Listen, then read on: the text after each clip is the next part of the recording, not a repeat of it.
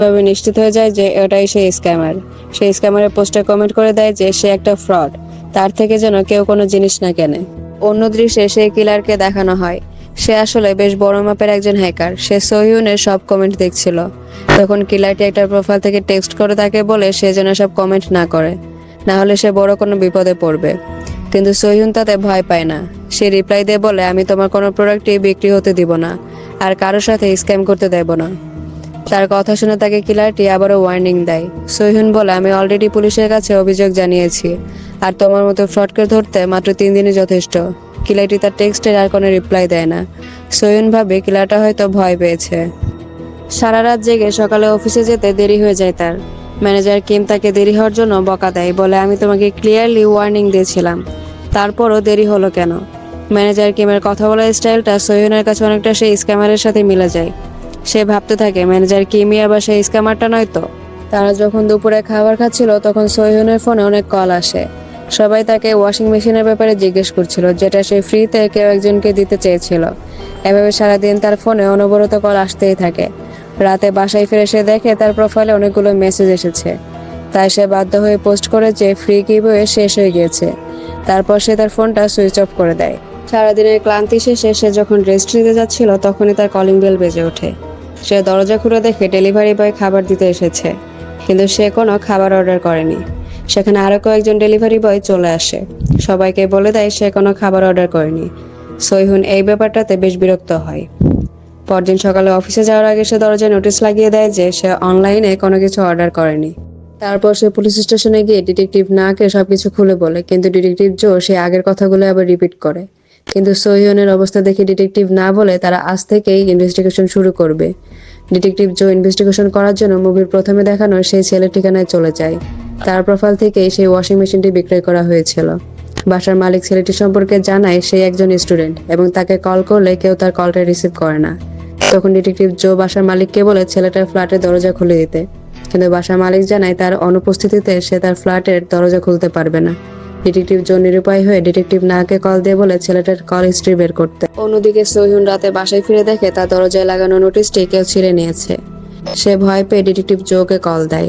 Detective জো এসে building এর CCTV footage check করতে চায়, কিন্তু পার্কিং লট ও গেটে সিসি ক্যামেরা থাকলেও কোনো ফ্ল্যাটের করিডোরে সিসি ক্যামেরা নেই, কারণ এতে বিল্ডিং এর বাসিন্দাদের প্রাইভেসি ক্ষুণ্ণ হয়। সে সময় সেখানে বেশ কয়েকটা ডেলিভারি বয় আসে সোহিউনকে খাবার ডেলিভারি দিতে। সোহিউন ডিটেকটিভ জোকে বলে, স্ক্যামারটা ঠিক এভাবে আমাকে প্রতিনিয়ত হয়রানি করে যাচ্ছে। তখন ডিটেকটিভ জো তাকে বলে, তুমি আপাতত তোমার ফোন নাম্বারটা চেঞ্জ করে নাও। সোহিউন ডিটেকটিভের কথা মতো তার ফোন নাম্বারটা চেঞ্জ করে নেয়।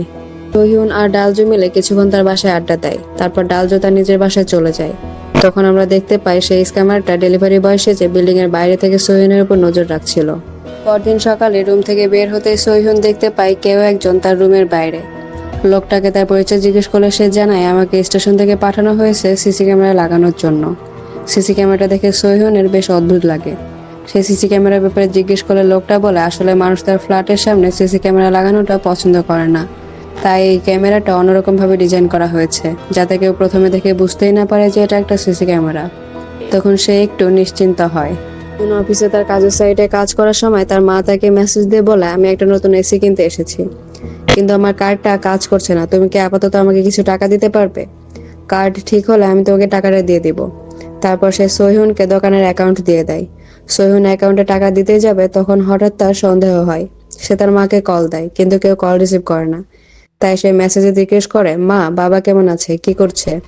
তার মা উত্তর দেয়, সে ভালো আছে, সে এখন তার অফিসে আছে। কিন্তু সোহিউনের বাবা কয়েক বছর আগেই মারা গিয়েছে। সে বুঝতে পারে এটাও সেই স্ক্যামার যে তার মায়ের ফোন হ্যাক করে তাকে মেসেজ দিয়েছে। সোহিউন আবার বেশ ঘাবড়ে যায়।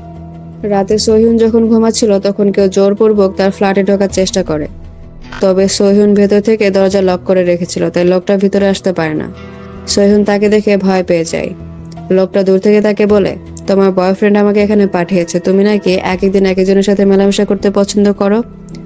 এগুলো শুনে সোহিউন ভয় পেয়ে পুলিশকে কল দেয়, কিন্তু ততক্ষণে লোকটা সেখান থেকে চলে গিয়েছে। তখন তার ফোনে সেই স্ক্যামারের টেক্সট আসে। সে বলে, তুমি যদি তোমার সাথে হয় সব কাজকর্মগুলো বন্ধ করতে চাও তাহলে আমাকে দ্রুত 5 মিলিয়ন ওন সেন্ড করো। তারপর সে সোহিউনকে ভাবার জন্য 5 মিনিট সময় দেয়। সোহিউন ভাবে, আমি যদি তাকে সত্যিই 5 মিলিয়ন দিই তাহলে কি এসব কাজকর্ম বন্ধ হয়ে যাবে? কিন্তু টাকা দেওয়ার পর যদি আবারও এসব হতেই থাকে তাহলে তখন কি হবে? এসব ভাবতে ভাবতে 5 মিনিট সময় শেষ হয়ে যায়। তখন আবার আরেকটি লোক জোর করে তার ফ্ল্যাটে ঢুকতে চায়। সৌভাগ্যবশত তখন সেখানে জো চলে আসে। সে লোকটাকে মেরে অ্যারেস্ট করে পুলিশ স্টেশনে নিয়ে যায়। লোকটাকে জিজ্ঞাসাবাদ করলে সে জানায়, আমি একটা পুরনো জিনিসপত্র বিক্রয়ের ওয়েবসাইটে মেয়েটির বাসার অ্যাড্রেস ও দরজার পাসওয়ার্ডটা পেয়েছি। তার বয়ফ্রেন্ড সেখানে লিখেছিল, আমার গার্লফ্রেন্ড এখন তার বাসাতেই আছে। তুমি চাইলে সেখানে গিয়ে তার সাথে যা খুশি তাই করতে পারো।